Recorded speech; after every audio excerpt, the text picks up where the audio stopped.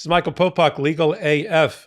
Vice President Mike Pence's testimony compelled to go before the grand jury just at the early part of this week is getting very little attention. It'll be on the first page of history, but it's on page 16 of the New York Times because, I don't know, we just have some sort of Trump fatigue because there's so many criminal investigations and civil suits against Donald Trump that we just can't keep track. Well, let me bring it to you on this hot take. It is a big deal. It is a big legal AF deal that Mike Pence is testifying. We know what he's going to say. We know why he argued so hard to avoid his testimony, taking it all the way up to the D.C. Court of Appeals before they told him to get his backside into a seat in front of the Jack Smith's grand jury in the District of Columbia, one of 3 or 4 grand juries that we know are being currently run by Jack Smith that are all rapidly concluding to get to a charging or indictment decision by a recommendation by Jack Smith. Let's go back to Pence. We know what he's going to say. The Jan 6 committee did a good job of talking about the pressure campaign against Mike Pence led by Donald Trump himself, Mark Meadows, and John Eastman, that half-wit constitutional scholar, for those that listen to me on podcast, I'm doing air quotes, who came up with the fake elector scandal, who came up with a way that electors who were not electors of battleground states would submit false certificates certifying that they were an alternate band of electors and send that in to the National Archive and into Congress to have Mike Pence serving as the president of the Senate, which is his ceremonial role to certify the election results, and try to stop it all, try to stop the transfer of power. They put pressure on Mike Pence. Eastman, through his backdoor channels of the chief of staff for Mike Pence, his general counsel, his White House counsel, laid out some cockamamie, half-witted outline of constitutional, foundational analysis, all wrong, to tell Mike Pence that he could stop the certification and throw it back to each of the legislators of the different states, which are primarily dominated by Republicans, to try to throw the election to Donald Trump. And he had the right to acknowledge and certify the fake electors. All false. So the pressure campaign on Mike Pence, led by Donald Trump, executed by John Eastman, is going to be something that Mike Pence testifying earlier in the week for 7 hours, that's going to be a topic. What did Eastman tell you? What were you told that Eastman told you? And then Donald Trump had direct conversations with Mike Pence that we know about from various witnesses, including Mike Pence in his own memoir, So Help Me God. I know that sounds like the thing that he was going to say right before he got sworn into the grand jury, but it's the actual name, how ironic, of his memoir, Mike Pence. And in there, he said that he got a phone call from Donald Trump where Donald Trump said, Mike, you got to do this. Don't be a wimp. Stop the certification of the election. Don't transfer power to Joe Biden. If you don't do this, I made a mistake in picking you 5 years ago as vice president. We got a more colorful version of that phone call from 2 people that were in the room. Ivanka Trump, the daughter of Donald Trump on the Trump side, and her chief of staff. And they testified that Mike Pence was told the following by Donald Trump. Mike, you can either go down as a patriot or as a P word. Your choice. That is what Mike Pence is going to be asked about. Also being asked about every conversation he had with Donald Trump that would indicate that Donald Trump knew or should have known that he lost the election.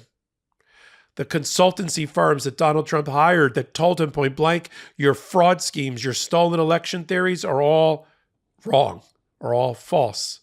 There's conversations that Mike Pence can testify and certainly did testify about directly with Donald Trump before Jan 6th, right after the election, leading up to Jan 6th. The attempts to cling to power, the lawsuits, all fraudulent that were filed around the country, all 70 of them lost. There's conversations between Mike Pence and Donald Trump that Mike Pence can testify to before he got singed by a phone call by Donald Trump to try to convince him to do the unthinkable, which is to overthrow the government and the will of the people. We also know that Mike Pence reached out and hired through his general counsel, his own constitutional scholar, because he didn't trust John Eastman. And he hired a former right-wing federal judge, very well respected in those circles, Michael Ludwig, who told him, you cannot do this as vice president. Your role as the president of the Senate is ceremonial only. You must certify the election certificates sent up by the electors that were attached to the validly voted elections in each state. That's what you need to do. And using that advice and other advice from other vice presidents, apparently including Dan Quayle, got into the act. He did get back into that chamber after the attack on Jan 6th and pull the switch for democracy, ultimately, and avoid the coup that was being plotted by his president, his boss. So he's going to testify about that, testify about the pressure campaign, testify about the fake elector scheme, testify about his reservations, testify about what Donald Trump told him at those important moments on Jan 6th when he sat for 40 minutes, for 3 hours, doing nothing in the dining room of the White House, watching the Capitol burn. A fire that Donald Trump started, right? These are the things that Mike Pence will testify. Why isn't this getting bigger press? We've never had, even in the Nixon scandal, the most recent presidential scandal that brought down a White House and almost brought down a democracy. In that, we never had Spiro Agnew or one of the vice presidents testify against Richard Nixon. But here, page 16 of the New York Times. Like it's any given Sunday. Hey, interesting. It's beyond interesting.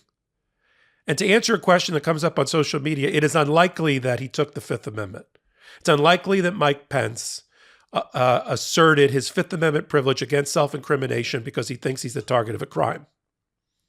He did put up, people might be confusing, he did put up an initial fight against testifying to the grand jury, claiming that he was covered by the speech and debate clause of the U.S. Constitution because in his role as president of the Senate, he has certain speech and debate legislator type privileges.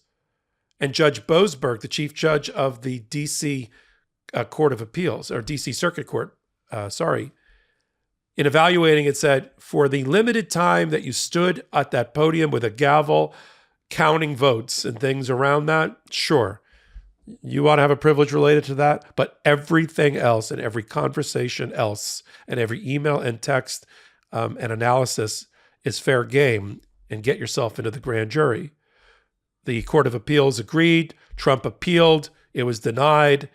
And then within 10 hours of that court denying the appeal,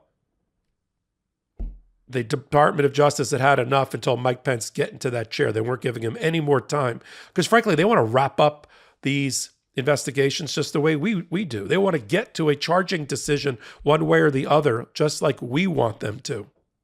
And so we know there's a series of grand juries that are present because of reporting about subpoenas that have been issued and topics that have been discussed, even though all of the grand jury machinery is supposed to be secret.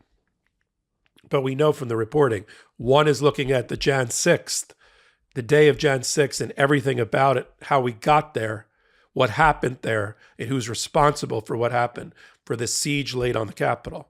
We have one related to the grift, Donald Trump raising hundreds and hundreds of millions of dollars, trying to separate his donors and followers from their money on the back of a lie that he won the election and it was stolen from him.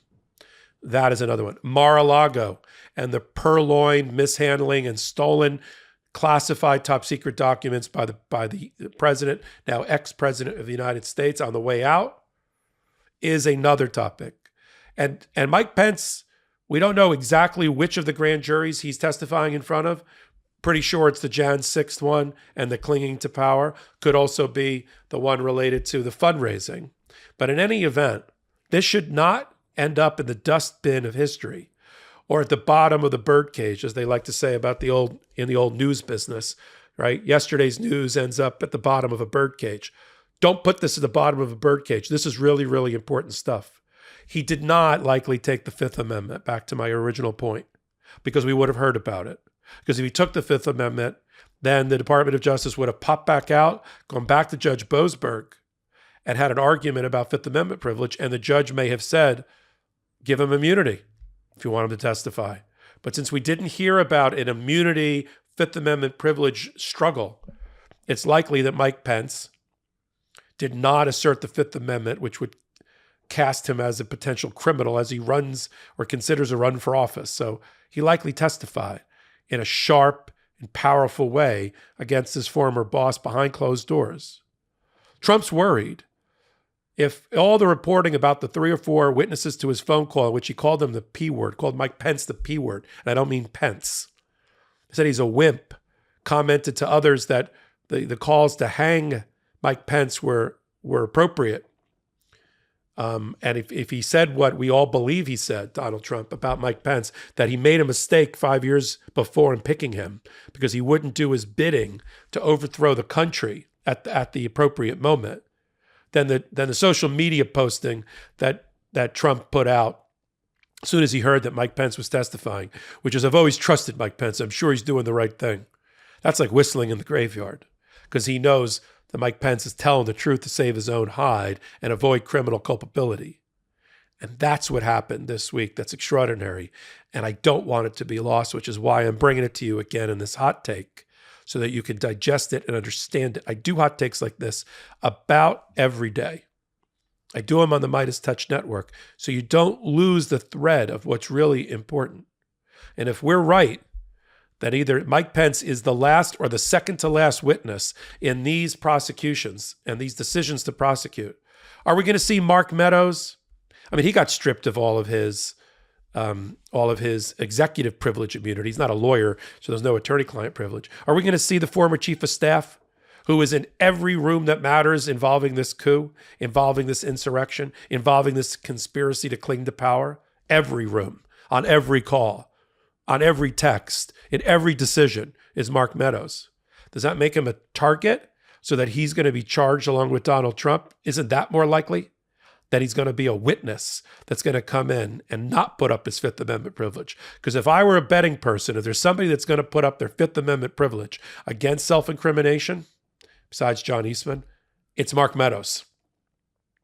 So whether they get him to testify against himself and cannibalize himself or not doesn't matter, because that last piece of testimony by Mike Pence should be the dagger through the heart of Donald Trump in the cases that matter. We'll follow it on a show that I co-anchor on Wednesdays and Saturdays called Legal AF on the MeidasTouch network. And like I said, you can follow me here. If you like this content, do a thumbs up. It helps me bring this content to you uninterrupted. You can follow me on all things social media at Michael Popok, or at MS Popok, sorry, on all things social media. Again, you can follow me wherever you pull your social media from, and you can follow the podcast on every platform where you get a podcast from. This is Michael Popok, Legal AF reporting. Hey, Meidas Mighty. Love this report? Continue the conversation by following us on Instagram at MeidasTouch to keep up with the most important news of the day. What are you waiting for? Follow us now.